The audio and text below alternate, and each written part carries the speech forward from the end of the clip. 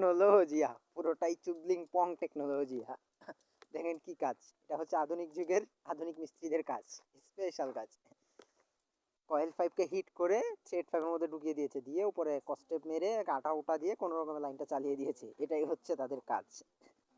আমি আসলে আজকে একটা বাসায় গিয়েছিলাম, এই যে মোটরের ডাইরেক্ট লাইন থেকে একটা লাইন নিয়ে ওনার ওয়াশরুমের লাইনে দিব, উনি যাতে ইনস্ট্যান্ট পানি দিয়ে গোসল করতে পারে।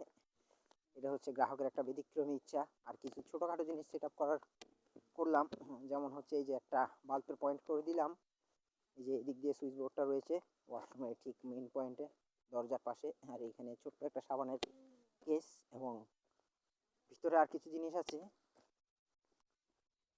একদম। এই যে কর্নারে একটা বসালাম, এগুলো হচ্ছে সিরামিক্সের। আর এখানে একটা টিস্যু হোল্ডার, এটা প্লাস্টিক।